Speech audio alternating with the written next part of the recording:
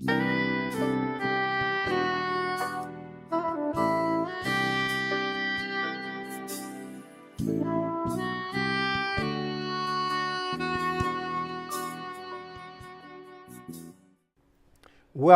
to Education in the Community.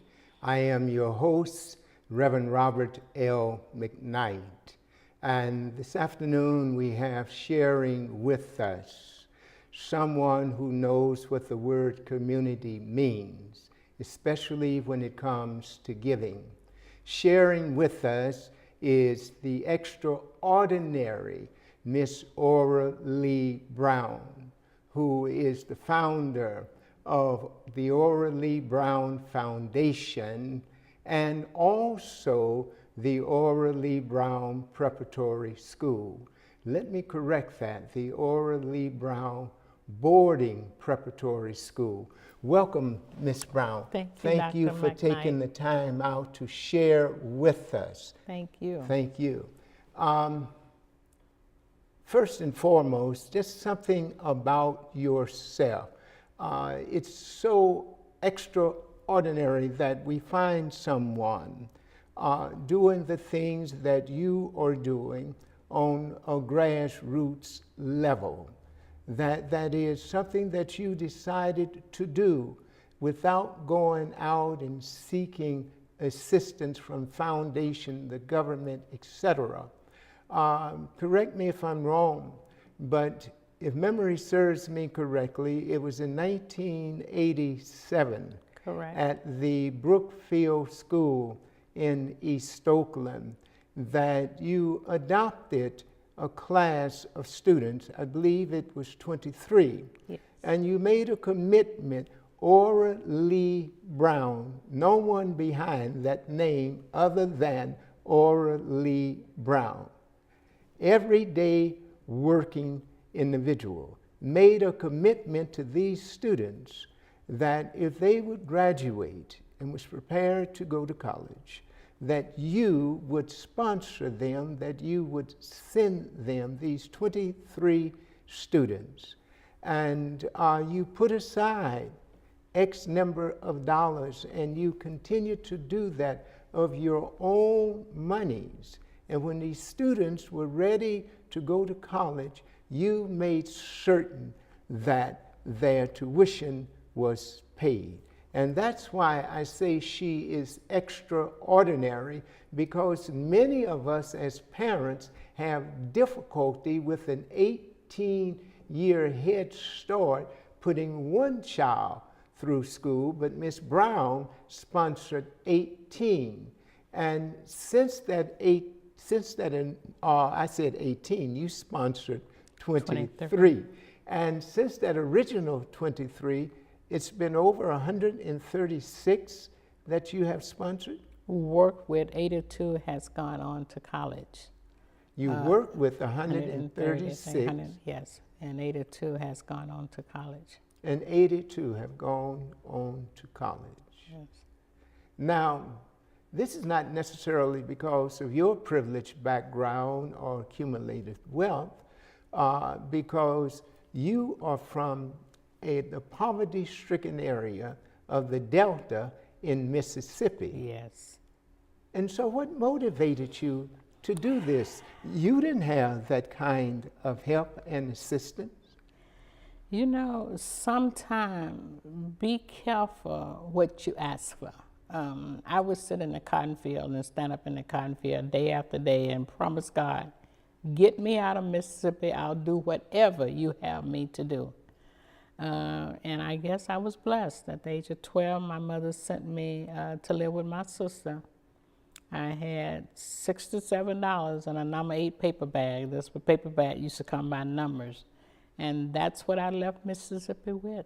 A paper bag. A paper not bag, a suitcase. no luggage, no Samsonite luggage. Back then, that was for rich people. I had $67 when I left Mississippi. But standing in that cotton field day after day, I would just look up and promise God, get me out and I'll do whatever, Lord, you ask me to do. Well, again, be careful what you promise. And he commissioned me one day to take on this class. And at the time, I was making $45,000 a year in 1987 when I adopted the class at Brookfield Elementary School. And it was more than a notion because no one believed in us. It was the kids and myself. You know, I remember once asking a friend to buy a $50 ticket for an event that we wanted to have, and she looked at me and said, "You adopted those kids, I didn't." And so there was hurtful times, but you know, if God commissioned you to do something, I believe He will see you through. And so after 29 years of tears and sweat and hard work, we have not missed a payment for a child, tuition, room, and board, food. And we have been there every step of the way. I have been there every step of the way.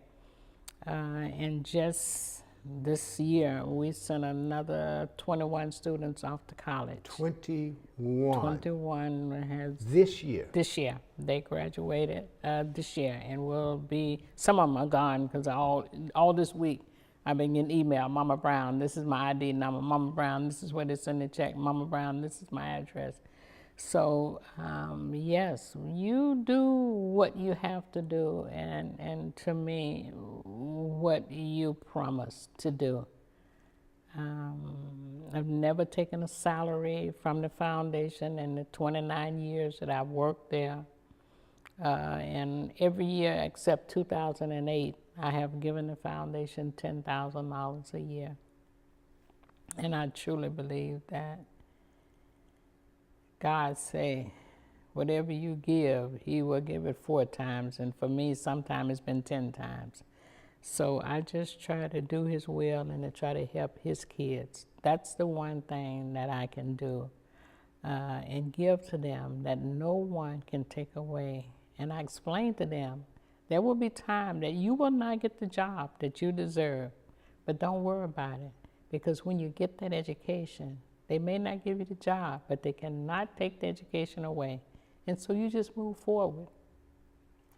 2 things. One, there is a quote that you have, and I'm going to use it in the worship folder. I'm put Ora Lee Brown underneath it. And it says, give a child a job and you help him. Give them an education and you give them freedom, or you free them. And that's your quote. These are your words. That's my quote. Those are my words. And so the education is more important than the job. They're not in school to get a job, but to be free, to free their minds. Yes, matter of fact, the first 2 years of college, I will not allow them to have a job. You're not going to college to work. You're going to college to get a job. Now, the 3rd and 4th year, we look at your GPA, see you're doing fine. You want to get a job, something you want to do, fine, do it. But I'm going to make sure that your tuition, your room and board, your food, and transportation from the college back home is taken care of. I'm going to make sure of that. That's fantastic. And you emphasize the fact that they are not there to get a job, but their main purpose for going is to receive an education. Absolutely. Yes. And then before the show, we were talking about someone that you know, someone that's a part of the Ora Lee Brown boarding school, preparatory school. And we were just sharing some things, and you said they have devoted their life to education. Education, the children, what it is all about, has come to be their family. And I think it was Marion McKeeba, I stand to be corrected if I'm wrong, who said that make education your husband. They were addressing a group of women. Yes. And you never have to worry about them leaving you. They will be with you forever and will provide for you. Absolutely. And so this person married to education, and like yourself, is now giving back to the community. Because I understand when you started out initially, you didn't have the foundation behind you. No, it was the kids and I. We didn't even have a foundation. I had no idea what I was doing. And what happened, I wanted to raise money, and at that time, Alameda County Supervisor Don Parada said, in order to do this, you need a foundation. And I'm saying, I don't know how to do a foundation. He said, I'll send one of my attorneys out to your office, and he will do the paperwork. And that's how the foundation was born. Alameda County Supervisor Don Parada's attorney was the one that did the paperwork and got our 501c3. Isn't that interesting? It is. And that reminds me of what Dr. King said once, that you don't have to see the entire staircase, just take the first step. Right. And so you just took the first step. Yes. You couldn't see where you were going. Absolutely not. Absolutely not. It's just amazing. I was talking to a lady earlier today, and she was saying, "Oh, you know what? It doesn't seem like it's been 29 years." 29 years. And I said to her, you know, really, it's been 30 years, but it took a year to get the 501c3 and all of the paperwork. And so we didn't start the first event until 1988, although the foundation was born in 1987. Now, speaking of events, you just recently had an event at the Hilton. It's an annual event that I apologize for missing this year. Tell us something about that annual event.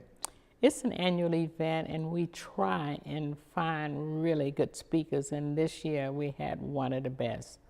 Delroy Lindo was the keynote speaker, and he had each and every one of the graduates to come up to the stage, and what an awesome night. We do dinner, we do live auction. Yes. And the auction is, oh my God, we have so many nice auction items. The Warriors had given us an item to auction off. The Raiders, the Oakland A's have supported us for years. But most important, it's a night that the community and the sponsors can see what they are supporting, and that's the babies, the kids. And we normally have kids there from all 7 phases, because since the inception of the program, we are now in phase 7, which in September will be phase 8. So the students are there, and the people can see them and see what these kids are doing. We have kids that have graduated from some of the better schools. In 2013, we had 4 to come out of UC Berkeley. One young man, Deshaw, came out with a 4.2, received his master's this year from Ann Arbor, Michigan. So they have done well. This year we have 2 going to UCLA, only 1 going to UC Berkeley. I have met Morehouse, 2 at Alabama State. So they go wherever they want to go, whatever field they choose to go. That's where we allow them to go. 1 at Paul Quinn. So, you know, it's 21 kids going to 21 colleges. Maybe, no, we have 2 at Alabama State and 2 at UCLA, so 19 colleges. That's excellent. Now tell us something. We were focusing on the graduates, the seniors. But what about your plans for the Aura Lee Brown Preparatory Boarding School? Where are you going to start there? Is that for high school students? No, once again, I believe starting at the bottom. So we would open up with TK through first, and we would add a grade each year. When the students become 7th graders, that's when they become boarding students. Oh, I see. I feel proud of that time talking to Marie Shriver, talking to others that have worked in the boarding school arena.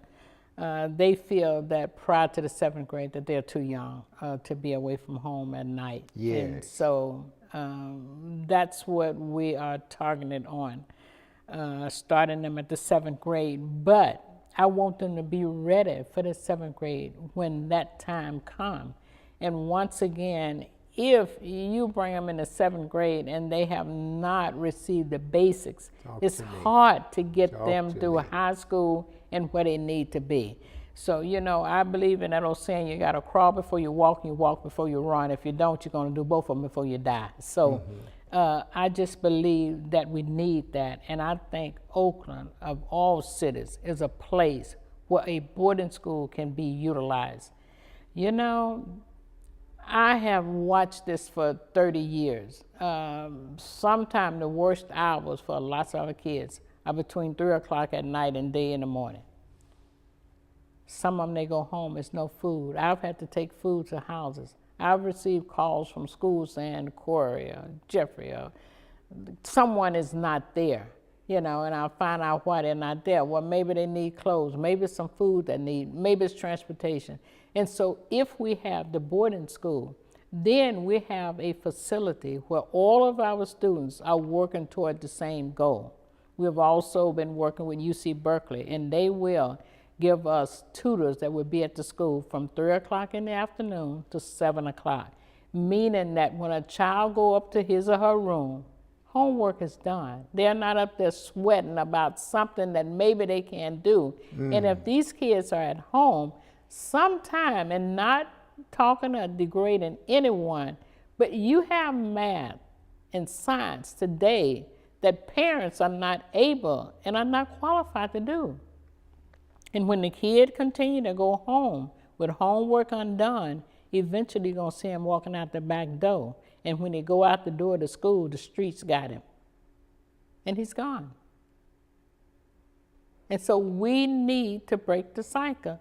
There's an old saying said, how can you continue to do the same thing and expect the different results? It's just not going to happen. If you want something different, then do something different. Give me this boarding school. And if I get that, I guarantee you these kids will succeed. There's no failure. There's no reason to fail. Alice Waters, most people know her, she has agreed to work with us in the gardening so the kids will be able to eat fresh fruit and vegetables at night. My. I don't have to worry about truancy. If a kid is not in the classroom, Mama Brown will be up in the dorm, and both of us can stay up there. It's not big enough for both of us. So they will be in school. And I generally say, no matter how good a teacher is, she can't teach you if you're not there. You need to be there in order to be taught. And so we would eliminate truancy. We would eliminate hunger. We would eliminate kids not going to sleep at night because drive-by shootings and bullets in the house and the families are not at home or they fighting all night. There's no food in the home. You know, these kids deserve a decent upbringing. Yes. And a lots of them are not getting it. A lots of time, mama want to be there, but if she's trying to work 2 and 3 jobs to make ends meet, she definitely cannot be there worrying about homework. She's somewhere trying to work, and these kids are latchkey. They're taking care of themselves. You're absolutely correct. Even in some of the homes where you have 2 parents, because it is necessary today, most of the time, to have 2 incomes. Absolutely. You also mentioned the importance of the primary years. Having spent my formative years, like yourself, in the rural South, there was no preschool, there was no kindergarten. School started in the 1st grade. And so I have reached a point, I don't have to impress anyone. If someone will ask me about my education, I will tell them Mrs. Stella Brown, Miss Lois Query, and Miss Marguerite Cheatham. That was my 1st, 2nd, and 3rd grade teachers. And Miss Cheatham taught me a part of the 4th grade, and then my mother relocated to California. But it didn't matter after the 4th grade. Everything that I needed, I had already learned by the 4th grade. Franklin Elementary School in Berkeley were astounded that I had mastered the basics. And I made it all the way through. Because once you can read and write and calculate mentally, you can learn anything Absolutely. else. But without that foundation, it makes it extremely difficult for Absolutely. an individual to learn anything. Absolutely. And so these early years are very important, and that child should be able to stand by him or herself if they have had good teachers. Absolutely. Recently, I read an article by someone who said that it's not important that you send your child to a good school. What is important is that you choose a good teacher for your Absolutely. child. That the Absolutely. teacher is more important than the school. Absolutely. And we had, during that era, some dedicated, committed teachers. Absolutely. And so if you are able to recruit good teachers, you're going to have a successful program. Absolutely. And so when do you think, or when are you planning to open your school?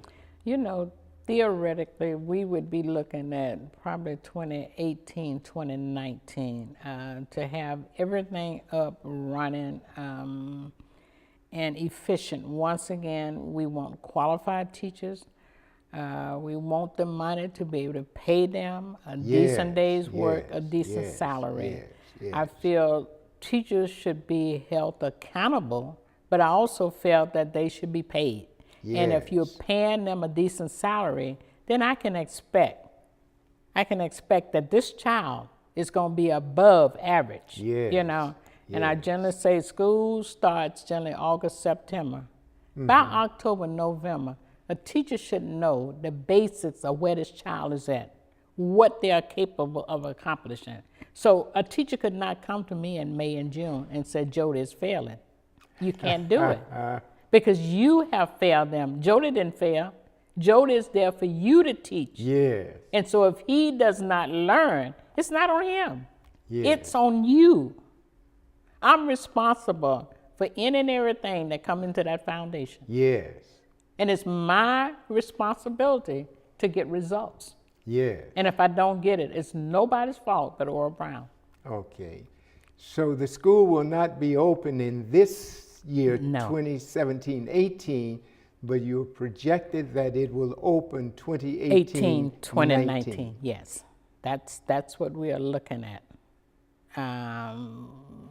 We had talked about maybe opening it up in 2018.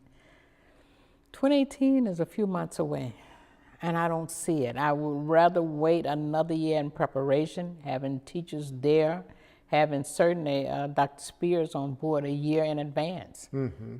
Because once again, it's going to be her call. It's her job to find those teachers, and she has experience of doing that, so she can do it. And have the best teachers. If you want good results, get a good teacher. Simple formula. Absolutely. I'd rather have a good teacher any day than have a good principal or superintendent. Yeah. The teacher is the one that's making direct contact. And if you have a teacher, Dr. McKnight, that is dedicated and is relating to those kids, kids are on pins and needles to get to school. Yes, they sir. want to go to Yes, school. sir. A little young man just told me the other day, and I was saying he's been in summer school all summer, well, not summer, coding school. And I said to him, I said, wow, you have 2 weeks and you can get some rest. He said, no, I just wish I could go straight through the coding. And I just looked at him. That's dedication. That's a young man in the foundation. So kids, if you're given the right tools and the right teacher, Yes. you will have a successful child. I have no doubt. You're absolutely correct.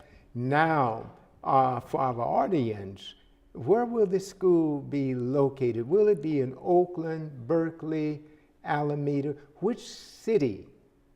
Oakland. It'll be in The the city problem of is in Oakland. The school need to be in Oakland. Wow. That's where our kids are having difficulties learning and getting textbooks, getting technology, getting the things that they need to succeed. So it's no sense in me putting a school in Alameda. Alameda's doing pretty well. Yes. Oakland has a problem. Oakland needs the boarding school. And it's a nice area in Oakland because I want my kids at night to go to sleep, not worrying about drive-by and shooting. It will be security there 24 hours a day. So it will be in Oakland. Excellent. Now, initially, you will have a class, did you say pre? Yeah, we start with TK. Okay, so initially, you have a class, preschoolers, kindergarten, And first graders. and first graders. Yes. I was skipping to the third. So these 3 grades you would Yes. have. Yeah. And so that would be maybe 60 to 90 students?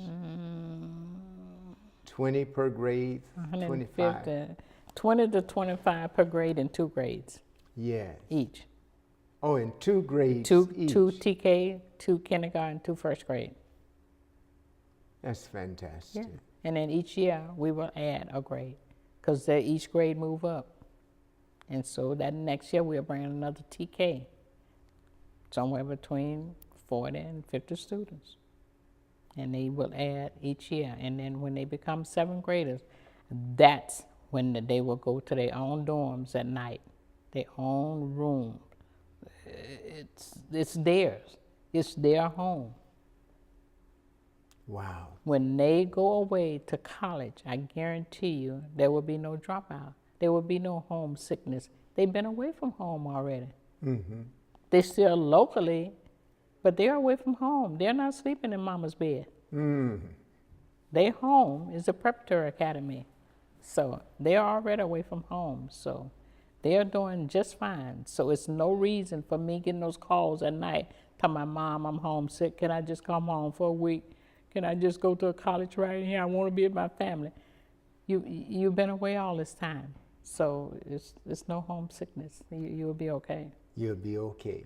And they will have formed and fostered some very close brother and sister relationship.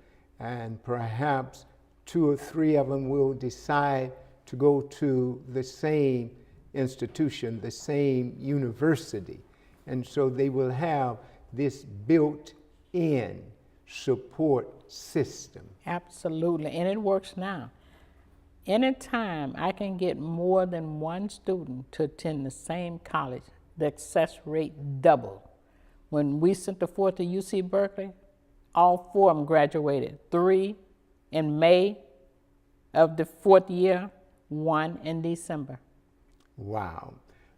Each time that I have a guest on like yourself, look around and we're out of time.